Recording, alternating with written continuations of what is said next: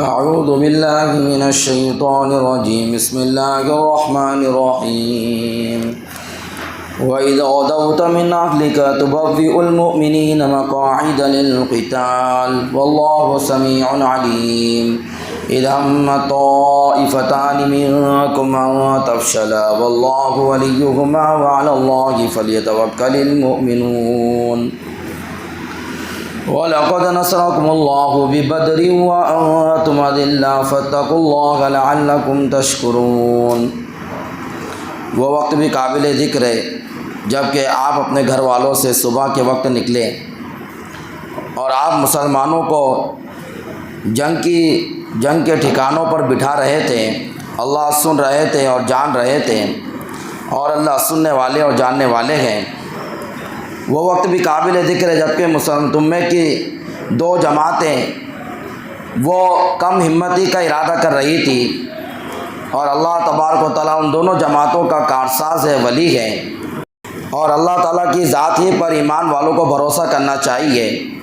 اور البتہ بالتحقیق اللہ تعالیٰ نے بدر کے موقع پر تمہاری مدد کی اور تم کمزور تھے۔ اللہ سے ڈرو تاکہ تم شکر گزار بنو۔ جنگ احد کا واقعہ ختم ہوا، جنگ بدر کا واقعہ ختم ہوا۔ یہ جنگ احد کے تعلق سے آیت ہے۔ آیت کا شان نزول جنگ احد ہے کہ احد کے موقع پر اللہ کے نبی صلی اللہ علیہ وسلم نے حضرات صحابہ سے مشورہ کیا۔ مشرکین مکہ بہت زیادہ غصہ ہوئے تھے اور مسلمانوں کے خلاف ان کا غصہ بہت بڑھ چکا تھا۔ ابو سفیان کا قافلہ جب مکے میں پہنچا، اس کے پہنچتے ہی یہ خبر پہنچی کہ ہمارے 70 شہید ہوئے، 70 قتل ہوئے، 70 قید ہو گئے، تو بہت زیادہ رنج ہوا۔ کچھ دن گزرنے کے بعد یہ لوگ سب کے سب بیت اللہ میں جمع ہوئے اور آپس میں مشورہ کرنے لگے کہ کیا کرنا چاہیے۔ جو مال غنیمت مال وغیرہ جو ہم کو ملا ہے تجارت میں، بہت بڑا نفع حاصل ہوا، اس مال کا ہم کیا کریں۔ تو ان لوگوں نے کہا کہ یہ مال کا جو مدل ہے یہ تو سب کو واپس دے دیں گے، لیکن جو مال کا نفع حاصل ہوا یہ نفع کو ہم لوگ کسی کو نہیں دیں گے، بلکہ اس سے ہم لوگ جنگ کے ہتھیار خریدیں گے اور ہم بدلہ لے کر رہیں گے۔ ہر ایک کے دل کے اندر یہ بات تھی کہ ہم کو بدلہ لینا ہے، اور جتنے 70 ہمارے قتل ہوئے ایسے ہی 70 مسلمانوں کو بھی ہم کو قتل کرنا ہے۔ یہ بدلہ لینے کا ان کے اندر جوش پیدا ہوا، اور سب نے ایک زبان کہا، مستورات نے، مردوں نے، سب نے کہا کہ ہم کو بدلہ لینا ہے۔ یہ پیسے تو 50,000 دینار تھے اس زمانے کے۔ 50,000 دینار بولے تو بہت بڑی رقم، 50,000 سونے کے سکے۔ انہوں نے ہتھیار، گھوڑے وغیرہ سب خریدے اور پوری تیاری کی۔ اور دوسرا سال تھا، یہ جنگ بدر کا دوسرا سال تھا، 3 ہجری، اور پوری طاقت کے ساتھ مدینے کی طرف چل پڑے یہ لوگ۔ تو عرب کے دوسرے قبیلوں کو بھی ساتھ میں لے لیا۔ 3,000 کا لشکر تھا، 200 گھوڑ سوار تھے، نیزے، تلوار، تیر، سارے ہتھیاروں کے ساتھ، اور زیرہ پوش تھے، لوہے کے لباس پہنے ہوئے تھے۔ حضرت عباس رضی اللہ تعالیٰ عنہ اس وقت مسلمان تو نہیں ہوئے تھے، لیکن اسلام آپ کے دل میں تھا، اور مطلب کچھ شک اور شبہات تھے جس کی وجہ سے ابھی کامل ایمان میں داخل نہیں ہوئے تھے، لیکن آپ کو مسلمانوں سے ہمدردی ہو گئی تھی۔ تو آپ نے ایک آدمی کو پیسے دے کر بھیجا کہ جاؤ اور میرے بھتیجے کو جا کر کہہ دو کہ یہ لوگ اس طرح آ رہے ہیں کہ پوری تیاری کے ساتھ، آپ بھی پوری تیاری کے ساتھ فوراً مدینے سے نکلو۔ وہ قاصد اللہ کے نبی کے پاس آیا اور کہا کہ اللہ کے نبی، حضرت عباس نے مجھے آپ کے پاس بھیجا ہے، اور مشرکین مکہ پوری تیاری سے مکہ کی مدینے کی طرف نکل چکے ہیں۔ 450 کلومیٹر کا فاصلہ ہے، مدینے کی طرف یہ لوگ نکل چکے ہیں۔ آپ تیاری کر لو، کیونکہ ہتھیار وغیرہ انہوں نے بہت زیادہ خرید چکے ہیں۔ ان کے ساتھ مستورات بھی ہیں جوش دلانے کے لیے، اور جو کم ہمت ہو ان کو طاقتور بنانے کے لیے مستورات بھی ساتھ میں ہیں۔ اللہ کے نبی نے صحابہ سے مشورہ کیا، تو اب صحابہ کے دل میں بھی جنگ بدر کی جنگ دیکھ لیے تھے، تو تجربہ بھی آ گیا تھا، اور حوصلے بھی بڑے مضبوط ہو گئے تھے۔ اور جو لوگ بدر میں شریک نہیں ہو سکے تھے، وہ لوگ چاہ رہے تھے کہ ہم احد کے اندر ہم لوگ شہید ہو جائے اور ہم کچھ کارنامے کر کے دکھائے۔ ان کے جوش وغیرہ بڑا ہوا تھا، خصوصاً اس میں نوجوان صحابہ تھے۔ وہ نوجوان صحابہ کا اللہ کے نبی ہم مدینے کے باہر جا کر ان کا مقابلہ کریں گے، اور جو پرانے صحابہ تھے عمر دراز سے، وہ کہنے لگے کہ اللہ کے نبی ہم مدینے میں لے کر ان پر حملہ کریں گے۔ اللہ کے نبی صلی اللہ علیہ وسلم نے منافق کا جو سردار تھا، منافقوں کا، عبداللہ ابن ابی، اس سے پوچھا، کیونکہ وہ بھی بڑا ماہر تھا جنگ کا، اس سے پوچھا تمہاری کیا رائے ہے؟ اس نے رائے بڑی اچھی دی۔ اللہ کے نبی کی بھی وہی رائے تھی جو اس نے دی۔ اس نے کہا کہ اللہ کے نبی اگر ہم مدینے کے باہر جب بھی لڑیں، جب بھی دشمنوں سے مدینے کے باہر لڑے تو ہم کو شکست کھانا پڑی، اور ہم مدینے میں رہ کر جب بھی لڑے تو کوئی ہم کو شکست نہیں دے سکا۔ اس کا مطلب فائدہ یہ ہوتا ہے اللہ کے نبی کہ مدینے میں جب وہ کوئی حملہ کرنے کے لیے آتا تو ہماری مستورات اوپر سے پتھر پھینکتی ان کے اوپر، اور اپنے ہتھیار مستورات بھی ہتھیاروں سے لڑتی ہے گھروں میں رہ کر، اور ہم لوگ بھی ان کے اوپر ہتھیار وغیرہ سے حملہ کرتے ہیں جس سے وہ پسپا ہو جاتے ہیں۔ ہمارے بچوں کی طرف سے، ہماری مستورات کی طرف سے بھی ان پر حملہ ہوتا ہے تو وہ جیت نہیں پاتے، ہار جاتے ہیں۔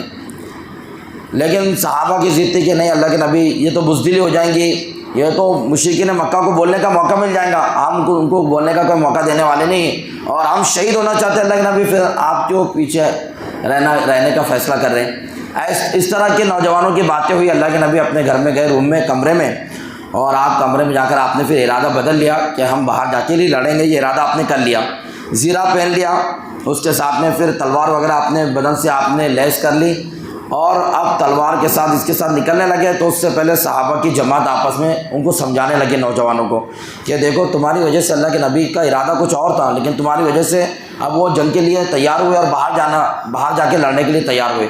آپ نے اللہ کے نبی پہ ایسا دباؤ کو ڈالا تو ان کو بھی افسوس ہوا۔ جب اللہ کے نبی باہر نکلے تو کہا کہ اللہ کے نبی آپ کی جو رائے ہے اور آپ کا جو منشا ہے اس کو پورا کیجیے، آپ جیسا بولیں گے ہم تیار ہیں۔ تو اللہ کے نبی نے کہا کہ اب وقت چلا گیا کہ نبی نے اگر زیرہ پہن لیا اور جنگی لباس سے نبی لیس ہو گیا، اس کے بعد نبی کے لیے جائز نہیں کہ جب تک جنگ نہ لڑے اپنے ان لباس کو اتارے اور ہتھیار کو نیچے اتارے۔ اب ہمارے لیے جائز نہیں، اب ہم کو تو باہر جا کے ہی لڑنا ہے۔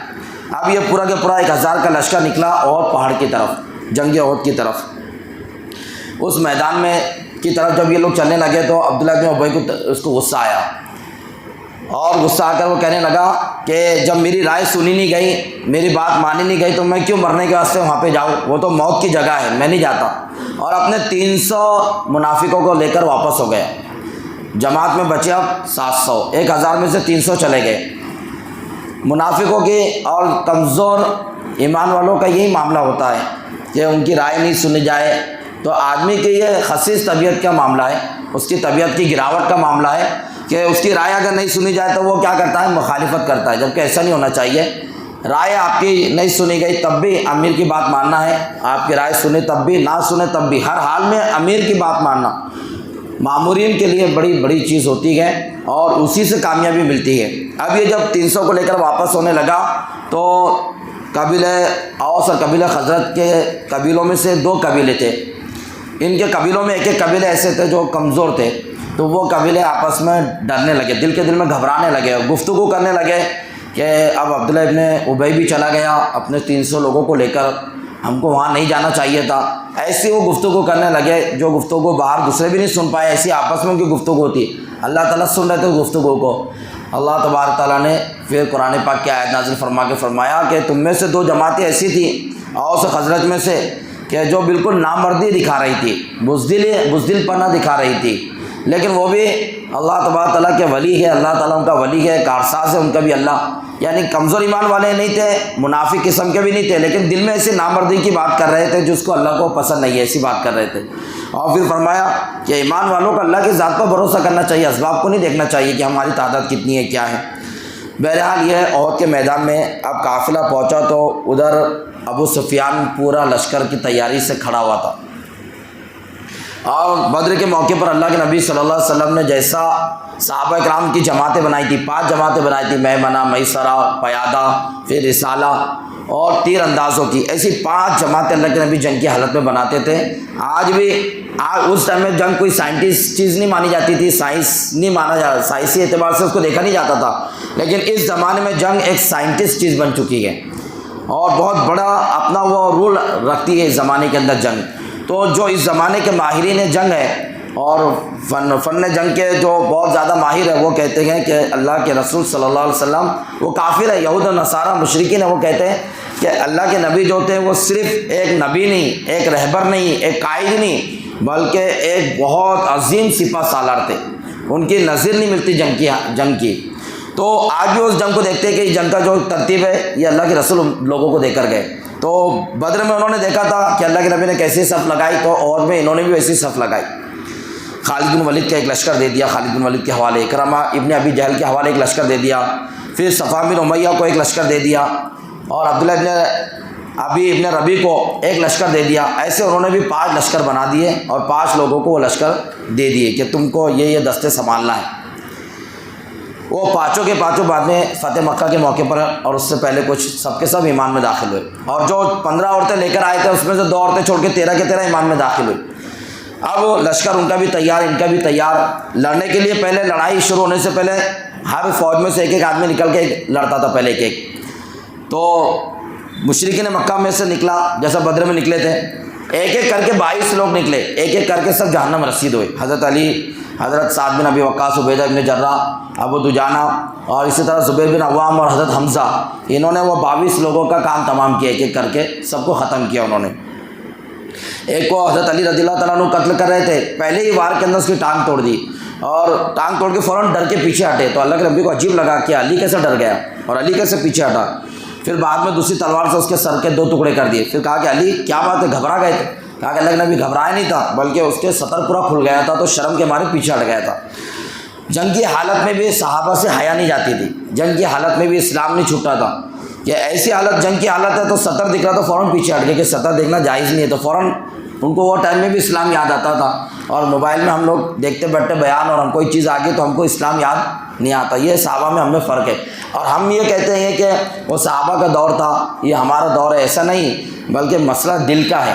دل آپ مضبوط بنا لو تو ننگی عورتوں کے بیچ میں بھی ایمان محفوظ رہے گا.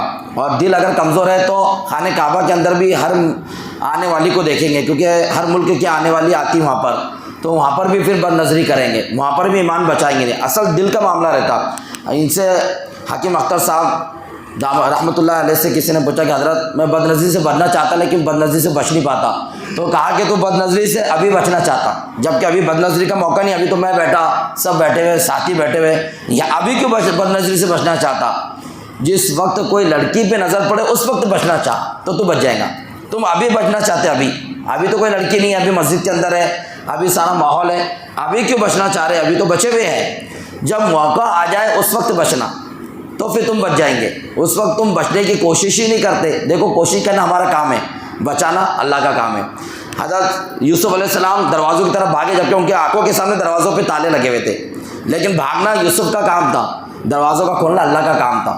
تو ہم ہماری بس کی کریں, اللہ اپنی بس اپنی شان قدرت کی کرے گا. تو حضرت علی پیچھے ہٹے, بعد میں اس کو جہنم رسید کیا. اب اس کے بعد باقاعدہ جنگ شروع ہو گئی. جنگ کا شروع ہونا تھا, اللہ کے نبی نے جنگ سے پہلے کہا کہ اس تلوار کا حق کون ادا کرے گا؟ ابو دجانہ کا. اللہ کے نبی میں اس کا حق ادا کروں گا. حضرت جبرائیل السلام نے وحی کے ذریعے سے بتا دیا کہ ابو دجانہ اس کا حق ادا کر سکتے ہیں. پھر کہا کہ اللہ کے نبی اس کا حق کیا ہے؟ کہا کہ اس کا حق یہ ہے کہ کسی مسلمان پہ نہ چلے, اور اس کا حق یہ ہے کہ کسی کافر سے نہ ڈرے اور فرار اختیار نہ کرے, آخری دم تک لڑتے رہے. حضرت ابو دجانہ رضی اللہ تعالیٰ, حضرت حمزہ اور حضرت سعد بن ابی وقاص, حضرت ابو طلحہ, یہ اور حضرت علی, ان 5 نے پورے جنگ کو سنبھال کے رکھا تھا. ایسا وار دشمنوں پر تھا کہ تاریخ گواہ ہے. ایسی جواں مردی اور ایسی بہادری آج لوگ موبائلوں میں گیم اور ڈراموں اور پکچروں میں ان نقلی لوگوں کو دیکھتے گئے. ان میں کوئی طاقت نہیں ہوتی, سب نقلی رہتا وہ کھیل, اور پوری جنگ نقلی رہتی. اس کو گولی کچھ لگتی نہیں اور کوئی اصلی گولی رہتی بھی نہیں, اور وہ مرتا بچتا, یہ ساری چیزیں کچھ بھی نہیں ہوتی, لیکن لوگ اس کو دیکھ کر اپنا ایمان بیچ رہے اور اپنا ایمان خراب کرے. حضرات صحابہ کی داستان سنیں گے تو سنتے رہ جائیں گے, حقیقت ہے پوری. حضرت ابو دجانہ جب لڑنے کے لیے جب گھسے صف کے اندر اکیلے, تو سب چڑتے آخر میں عورتیں کھڑی ہوئی تھی جو شعر اشعار پڑی تھی. تو حضرت وہ ہندا تک پہنچ گئے, ہندا کافرہ تھی اس ٹائم میں, اور ہندا تک ان کی تلوار اس کے سر تک چلے گئی. پھر اچانک دیکھے کہ نہیں, اللہ کے نبی کی تلوار عورت پہ کیسے چلانا. تو پھر آپ پھر وہاں سے پھر لڑتے پیچھے آئے. کتابوں میں آتا صرف لڑتے سفید چڑتے نہیں جا رہے تھے, بلکہ قتل کرتے پہنچ رہے تھے. اور واپسی میں جب آ رہے ادھر سے, تو ادھر سے بھی دشمنوں کو قتل کرتے آ رہے. پورے دشمن اور مشرکین مکہ, ابو سفیان, خالد بن ولید, یہ سب کے سب پریشان کے لڑنا تو کیسا لڑنا کہ 4 نے پورے لشکر کو تتر بتر کر دیا, پوری صفیں تتر بتر کر دی. حضرت حمزہ کو سب کانپ رہے تھے. حضرت حمزہ کی طرف کس کی بڑھنے کی ہمت نہیں ہوتی تھی, اور حمزہ کی تلوار جدھر چلتی تھی سب کی گردنیں کٹ کے زمین پہ گرتی تھی. ایسی جنگ وہ لڑی جا رہی تھی, اور باقی صحابہ تو لڑ ہی رہے تھے, لیکن ان 4 نے نقشہ ہی بدل کے رکھا تھا. جنگ بالکل جیت چکے تھے, مشرکین مکہ کی ہوا اکھڑ چکی تھی, اور یہ لوگ اب بھاگ رہے تھے پہاڑوں کی طرف. مستراب بھی پہاڑوں کی طرف بھاگ رہی تھی, مرد بھی پہاڑوں کی طرف بھاگ رہے تھے. ابو سفیان بھی بھاگ رہا، خالد بن ولید بھی بھاگ رہا، اکرمہ ابن ابی جہل بھی بھاگ رہا، یہ سب کے سب فرار انہوں نے اختیار کر لی تھی۔ میدان میں ٹھہرنے کی کسی کی ہمت باقی نہیں رہی تھی، ان کے تلواروں کی چلانا اور دندناتے ہوئے میدان میں پھرنا اور گاجر مولی کی طرح گردنیں کاٹنا دیکھ کر کسی کی ہمت جنگ میں رہنے کی نہیں تھی۔ تھوڑی دیر کے اندر جنگ کا پھانسا پورا پلٹ چکا تھا، مسلمان فتح پا چکے تھے اور مشرکین شکست کھا چکے تھے، ایسی حالت پوری بن گئی تھی۔ اللہ کے نبی صلی اللہ علیہ وسلم نے احد کی وہ جگہ بھی الحمدللہ دیکھنے کو ملی کہ جہاں پر کھڑے کیا تھا حضرت عبداللہ ابن جبیر کو رضی اللہ تعالیٰ عنہ کھڑا کیا تھا 50 صحابہ کے ساتھ، سب تیر انداز تھے، کہا کہ یہاں سے بالکل نہیں ہٹنا، اگر پرندے ہمارے گوشت نوچ کے کھائے تب بھی تم کو یہاں سے ہٹنا نہیں ہے، اور اگر پوری فتح ہو کے مشرکین مکہ بھاگتے بھی نظر آ گئے اور مسلمان پورے طرح جیتتے بھی نظر آئے، جب تک میرا حکم نہ آئے تم کو یہاں سے ہٹنا نہیں ہے، اور ان کا امیر عبداللہ ابن جبیر کو بنایا۔ اب عبداللہ ابن جبیر کہہ رہے ہیں کہ دیکھو اللہ کے نبی نے کہا تھا کہ آخر تک نہیں ہٹنا، ہمارا کام ہے یہاں سے ہٹو مت، تو 40 صحابہ کہا کہ نہیں، اللہ کے نبی نے جنگ تک کہا تھا، اب جنگ تو ختم، اب مال غنیمت لوٹنے کا موقع ہے، تو مال غنیمت لوٹنے میں وہ بھی چلے گئے، اور یہ 10 صحابہ رہ گئے، عبداللہ ابن جبیر اور ان کے ساتھ میں 10 صحابہ رہ گئے، بس یہ کل 10 تھے۔ خالد بن ولید جب وہ پہاڑوں میں پناہ لیے تھے تو گھوم پھر کے پہاڑوں کی طرف سے حملہ کرنے کا ارادہ پورا کر چکے تھے، تو انہوں نے اس جگہ کو خالی دیکھا، دونوں پہاڑوں کے درمیان میں اس جگہ کو خالی دیکھا تو موقع کو غنیمت جانا، اور انہوں نے ان 10 صحابہ پر اپنے دستے کے ساتھ میں حملہ کر دیا۔ ان کے ساتھ میں میانہ بول کر ایک لشکر تھا جو مضبوط لشکر ہوتا ہے، وہ لشکر دائیں طرف کا حصہ پورا سنبھالتا ہے، وہ لشکر مضبوط لشکر نے پورا ان 10 صحابہ پر حملہ کیا، اور یہ 10 صحابہ کب تک لڑیں گے، یہ پورے کے پورے شہید ہو گئے اسی جگہ پر، اور خالد بن ولید نے پیچھے سے جب حملہ کیا تو مسلمان تو مال لوٹنے میں لگے تھے، اچانک کے حملے سے اب ان کی ہمتیں پوری اکھڑ گئی، میدان کا پورا نقشہ ہی بدل گیا، اور مسلمان ادھر ادھر بھاگنے لگے اور تلواریں مسلمانوں پر بے دردی سے چلنے لگی۔ اس حالت میں حضرت حمزہ رضی اللہ تعالیٰ عنہ تو پہلے ہی شہید ہو چکے تھے، ایسی حالت میں حضرت حنظلہ اور حضرت حمزہ یہ دونوں پہلے ہی شہید ہو چکے تھے۔ حضرت حمزہ رضی اللہ تعالیٰ عنہ کو تو وحشی نے، جو مطعم ابن جبیر ابن مطعم کا غلام تھا، جبیر ابن مطعم نے کہا تھا کہ تو حمزہ کو قتل کر دینا، میں تجھے آزاد کر دوں گا، تو وہ لڑنے کے لیے نہیں آئے تھے، وہ صرف حضرت حمزہ کو قتل کرنے کے لیے آئے تھے، تو موقع دیکھ کر انہیں حضرت حمزہ کو قتل کیا، ایسا نیزہ مارا کہ ناف میں سے داخل ہو کر پیٹ میں سے نکل گیا، اور حضرت حمزہ اٹھنے کی کوشش کرتے تھے بار بار لیکن اٹھا نہیں گیا اور جگہ پہ گر گیا۔ اب جنگ کا پورا نقشہ بدل چکا تھا، مسلمان بھاگ رہے تھے اور مشرکین مسلمانوں کو مار رہے تھے، بے دردی سے قتل کر رہے تھے۔ ایسی حالت میں مشرکین کے دستے نے ڈائریکٹ اللہ کے نبی پہ حملہ کر دیا۔ اللہ کے نبی کے پاس اس وقت کوئی بھی نہیں تھا، اکیلے تھے، اکیلے آپ لڑتے رہے، نیزہ بھی چلائے، تلوار بھی چلائی اور پتھر بھی پھینکا ان کے اوپر، اور اکیلوں نے مقابلہ کیا جب تک آپ کو کوئی زخم بھی نہیں آئی۔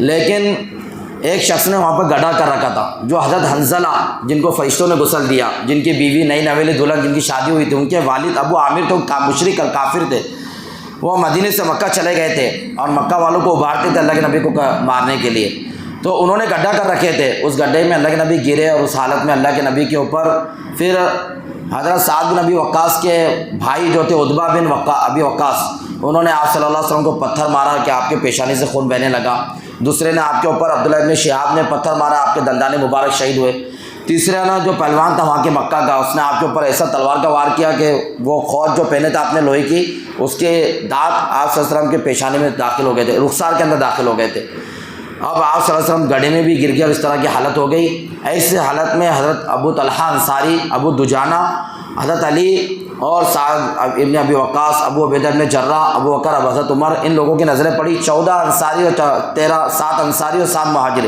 انہوں نے پھر آپ صلی اللہ علیہ وسلم کو چاروں طرف سے گھیر لیا، مشرکین کو آپ سے بھگایا، اور ثابت قدمی سے پھر اللہ کے نبی کے ساتھ میں مل کر یہ لڑتے رہے۔